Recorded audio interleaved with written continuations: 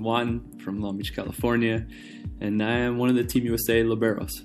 You might be familiar with me and some of my USA teammates who I watch us in the summer, but did you know from fall through spring, pretty much agreed to an 8-month quarantine living in Europe, South America, or Asia. Okay, it's not that bad. Last year I was able to play in Berlin and win a championship with a couple other USA guys. You might notice Kyle, Ben, or maybe this guy. To say the least, not every year is a championship year, as most of the time it's very lonely, grueling, grinding, and uncomfortable. But in these moments, I've had to be creative, I've had to find solutions, and looking back, I'm so grateful for the most difficult moments and seasons. With humble beginnings in Finland, I've played in France, Brazil, Germany, and Poland, with over 10 years on my resume of self-quarantine. So today, the goal is to share some tasks, routines, and habits that I've learned throughout the years to keep me moving forward and growing as a volleyball player in person. Because I truly believe if you work mindfully, with intention, if you wake up every day with purpose, you can work towards your highest self. Whether that's just playing D1, being a starter on your team, or one day going pro. So let's crush this quarantine with 7 tips that can hopefully turn into habits and help you continue to grow as a person and as an athlete.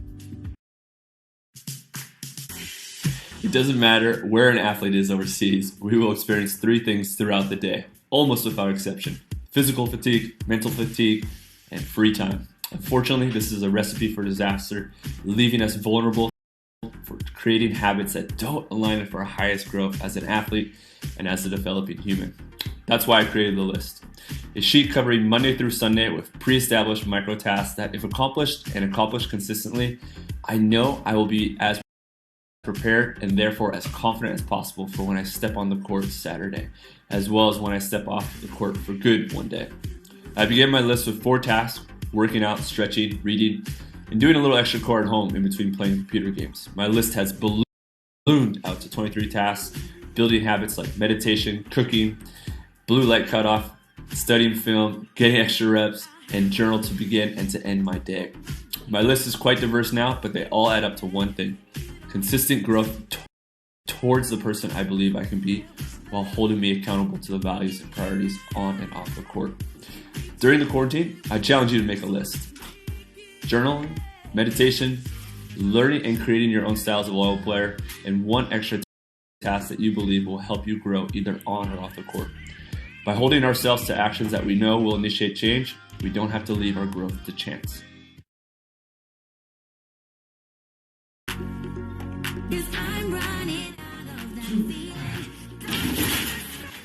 We're meant to move. This is one aspect of the quarantine where a lot of people are struggling with, because as humans, we are meant to move, to grow, and to create.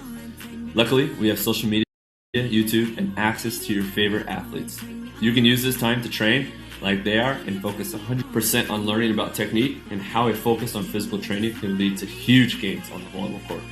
Here are a couple of my favorite volleyball workouts on Instagram from USA volleyball athletes. And if you're ready to go deep down the fitness rabbit hole, check out Taylor Averill's Instagram and the man with the head of hair that I envy every day and night. Bonus, 2 of the best professional physical coaches I've worked with overseas, both passionate, very knowledgeable, and with a ton of free content for you to consume. If I had to choose between the mental side and the physical side of preparation, I would leave the physical in a heartbeat. Luckily, I don't have to deal in dualities, but what about you? Do you journal?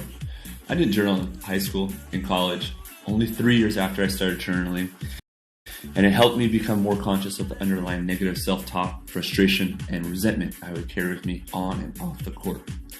There are many ways to journal, but I believe in 4 foundational parts. Beginning your day with an elevated emotional state, for me it's gratitude, and taking stock in the abundance that is already in my life. Materializing your intention of the day, whether it's volleyball specific or a goal for you to accomplish outside the court. You're now entering the day with a clear purpose that will initiate growth of some kind. Taking stock of what went well. This was the hardest for me at first, because if you're like me, the bad always smothers the good throughout the day. By forcing myself to recall 3 things that went great, I realized that I was growing, I am improving, no matter how big the steps I took that day were. Acknowledging the challenging moments. If we want to truly grow, we need to be honest with ourselves. What was difficult? What didn't go well? And while answering this question, we can also begin reshaping that challenging moment into tomorrow's purpose. There are a lot of ways to journal. I'm happy to share the format of the journal I currently use. There's a great journal called The Daily Athlete, and there are so many books on journaling. My favorite is 10-Minute Toughness. A w Szczecinie strząsa skrzydła z dżdżu, a trzmiel w puszczy, tuż przy pszczynie, straszny wszczyna szum. Maybe you try to repeat it. Okay, maybe we can set aside learning the Polish language for next year. But what an opportunity this time presents us to sit back, dive into a book, fiction, non-fiction. Maybe you want to be better at the end of matches. There's a lot of books on mindset and sports psychology. Maybe you want to learn how to shoot videos, edit videos, learn about stoicism. Say, what? You don't know what stoicism is? Now's a great time to dive deep. When I was younger, I felt forced to learn, and it wasn't until I was done with school until I realized how fulfilling and exciting learning can be. If you want a book recommendation, just let me know what you're looking for. Maybe I can help. What are you curious about? What a beautiful opportunity to grow in whatever way we feel that suits our highest self.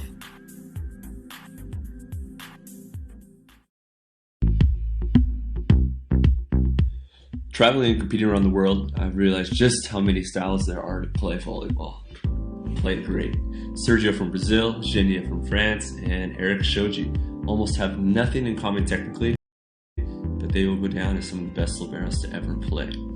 I challenge you to use this time to seek out world-class players at your position and to find a style that most excites you. Personally, I'm very curious and I spend 30 to 60 minutes a day studying other liberos, how they move, react, prepare, and how they create space on difficult serves. There's always something I can learn, and I improve the most when I watch film of great players. It's difficult to find the right camera angle to the game, so recently I've been hosting free webinars where I can share my screen and footage I have access to and watch film with college teams, club teams, and my followers alike. If you're interested in this, I will start hosting daily webinars for free, or if you're a coach and would like me to lead a webinar for your team, I'd be honored to learn together. Because in a nutshell, I want to be the best I can be and empower those as well with service to others as my top priority.